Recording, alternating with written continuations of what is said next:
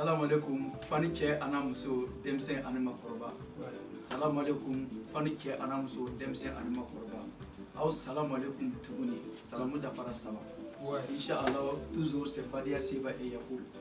Avec nos amis, nous sommes au studio actuellement, en plein travail de notre nouvel album. Inch'Allah, ça sera 10 ans vie. 2018. Avant ça, voilà, 2018, on a fini. Avant ça, an ka fanu ala sago aw sago Sebani Yacoub an bɛ baara la studio kɔnɔ an tora baara la an bɛ sigi ka projet dɔ kɛ ka remerciement di Johnny ma Ba Maliba Mali cɛ ana muso denmisɛn ani makɔrɔbaw ala sɔnna sisan an ka tournée banna an seginna faso la Burkina Faso pays des hommes internes an bɔra an faso la Mali la ka segin an faso la Burkina mun kɛra ye Mali kɔnɔ ni an nana an faso la n'an ma sigi ka Maliens remercier an bɛ kɛ fitiriwale Burkina bɛ dun tɛ fitiriwale an taara mun kɛra ye Bamako a tɛ bɔ an kɔnɔ mun kɛra ye Mopti a tɛ bɔ an kɔnɔ mun kɛra ye Sikaso a tɛ bɔ an kɔnɔ mun kɛra ye Kaye a tɛ bɔ an kɔnɔ mun kɛra ye Barawuli a tɛ bɔ an kɔnɔ wa Mali dugu tɔ minnu fana bɛ n'o y'an demandé n'an ma se ni ala sɔnna don n'a nataw la fana an bɛ sira la mais nin kɛnɛ in kan ni anw sigira ka wuli ni an ma Sulemani Jara fo an bɛ kɛ fitiriwale a ye wulikajɔ caman kɛ an ka concert la kɛrɛnkɛrɛnnenya la ka Jinɛ fo n'o ye manager ye a ye wulikajɔ caman kɛ an ka concert la ka barika da Jibi ye a n'a ka cɛdenw Akeyila o ye min kɛ a tɛ bɔ an kɔnɔ Barawuli ani Moribo fo k'o barika la Kucala an bɛ Adama fo a ye min kɛ an tɛ ɲinɛ kɔ Kaye an bɛ Uzo fo ani parrain bɛɛ lajɛlen n b'a dɔn n'i y'a faamu Sikaso an bɛ Sergent a n'a ka jama fo mɔgɔ mɔgɔ wulila ka jɔ ka fɛn dɔ kɛ nin ko la an tɛ ɲinɛ o kɔ Mopti an ma ɲinɛ Babure kɔ an ma ɲinɛ Sisolo kɔ an ma ɲinɛ Cheikh Oumar kɔ a n'an ka fan minnu bɛɛ bɛ Mali kɔnɔ minnu wulila ka jɔ walasa Sebani Yacoub ka don ka bɔ Mali kɔnɔ lafiya la a ka kɛ ko ye ko min ɲɔgɔn ma deli ka kɛ Sebani Yacoub fɛ u bɛɛ ka foli bɛ yan la Mali aw kɛra sababu ye anw kɛra premier ka histoire dɔ écrit an bɛ ville min kɔnɔ o dɔnkilida taabolo la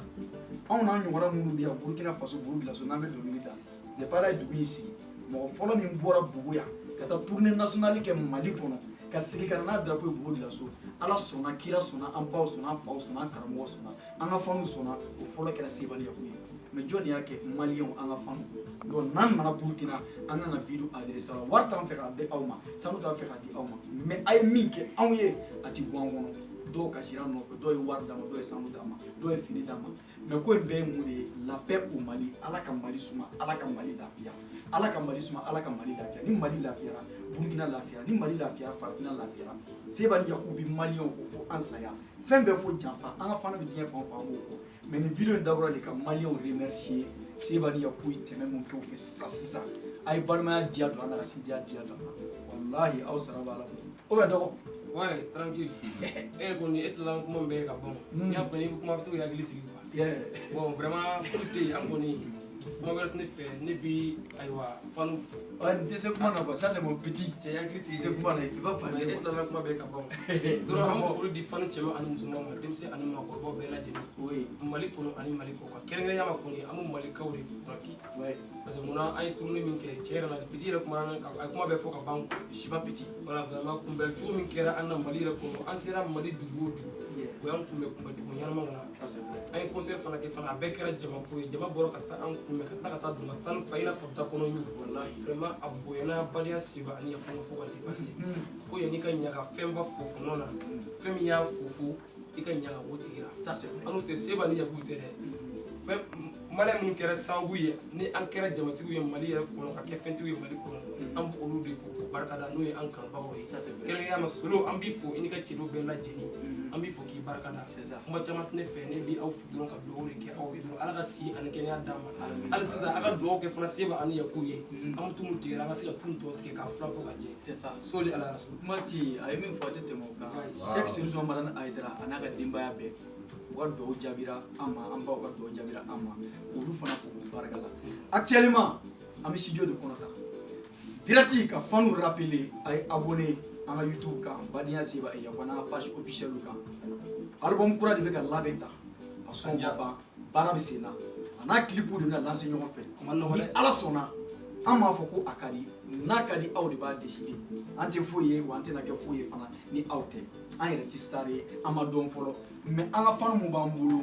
an bɛ kun n'o ye an bɛ ala minɛ n'o ye wa an dalen b'u la olu to an bolo ka ban an tɛ jɔyɔrɔ album min bɛ labɛnna tan sisan parce que Alazer yɛrɛ wuli o design kura de ye sisan sisan ale bɛ baara kɛ ni ale tɛ baara kɛ ni machine ye tuguni quoi ale ka mɔnɔw yɛlɛmana a tigɛ kɔnɔ sisan iPad bon baara fana daminɛ se wa ni kuli donc kabako de bɛ ko i fana ka dɔ fɔ kɛ n ka jɛ i ni ka sago ye bɛɛ couleur kelen ye. Ne b'a dɔn sago kuma gɛlɛya ninnu ma c'est à dire fɔlen fɔlɔ b'a nɔ na quoi. Sincèrement dit ne yɛrɛ taara tourner ni n ka éléments ye Mali la pour voir la réalité ce qui se passe an ka baara résultat ye fɛn min d'an ma. Ne bɛ min fɔ o ye dɔrɔn an ka baara kɛ baara dɔrɔn de mɔnɛ bɔ i bɛ fɛn ɲɛnama kɛ olu mɔgɔ bɛ girin a kɔ n'an kun fɛn kolon kɛ mɔgɔ tɛ girin a kɔ donc a bɛ girin an ka fɛn min kɔ hali bi n'an fana bɛna courage ta ka to ka baara kɛ pour que a se k'an nisɔndiya vraiment merci merci merci le Malien merci aux autres villes aux autres pays aussi qu'on va aller kana ɲinɛ o kɔ jumɛn de télécharger mana sisan Côte d'Ivoire no sunkalo banna an bɛ Côte d'Ivoire pays de Alassane Dramane Ouattara préparé à fond k'a fɔ an ka fanu ye hali sisan u ka tugu an kɔ hali bi quoi parce que an fɛn fɛn kɛ an tɛ anw malo an t'aw kunna suru i m'a ye dɔw tɛ an fɛ dɔw b'an juguya mais n'an ye fɛn fɛn kɛ u bɛ tila k'o ladege tuguni yan ala ni aw barika de an dugawu k'a ye an fana ka dugawu k'a ye a ye tugu an kɔ ni cɛnin ka kuma ka ca mais dugawu dɔw bɛ yen n ma ɲinɛ o kɔ dɛ an bɛ ala deli ala ye mun kɛ Sebani ka fu ye a ka dɔgɔ dɛ mais a ka bon anw bolo an ma kɛ foyi ye fɔlɔ mais an bɛ ala deli Bogo dɔnkilidalaw tɛ dɛ Burukina dɔnkilidalaw tɛ dɛ artiste tɔ minnu bɛɛ bɛ diɲɛ kɔnɔ mun ka dɔnkilida bɛnnen don bɛɛ ni kelenya ka sabati diɲɛ kɔnɔ ka éducation dilan ala ka bɛɛ lajɛlen dɛmɛ ta ka ɲɔgɔnna kɛ bɛɛ lajɛlen mais Côte d'Ivoire a ye prêt ni ala sɔnna an bɛ fɛ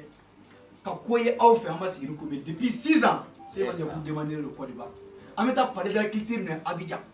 k'a kɛ fɛn wɛrɛ ye quoi mais o tɛ kɛ n'an ka fanuw tɛ quoi n m'a dɔn ni a y'a fɔ an dalen don o la ala sago aw sago a ye préparé Sebani Yaku an ma don fɔ fɔlɔ mais sɔɔni dɔrɔn a bɛ nana don mais a bɛ nana wagati min wagati mun na an labɛnnen don ka Côte d'Ivoire sira ta Mali kɔfɛ wa Mali dugu tɔw minnu fana an demander n'an ma se yen fana an bɛ sira la an bɛ taa aw fɛ yen a tɛ kɛ basi ye k'a n'an bɛ dɛsɛ ni ala sɔnna fɛn bɛɛ fo janfa ni ala sɔnna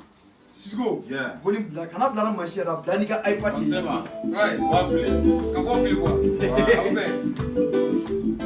alina udedina kele na mbali madu ayma ya keni yogo ye kodina baby mogo ya wanya jasa sako ya jasa sako ya ya jasa sako ni kina wati wa fana ka kelen fili quoi kelen fili mo ka mɛ alina udedina kele na mbali madu ana maya keni yogo ye kodina baby mogo ya fe ivari hu ay pre jasa sako jasa ini sako kan Femme pour Jamba.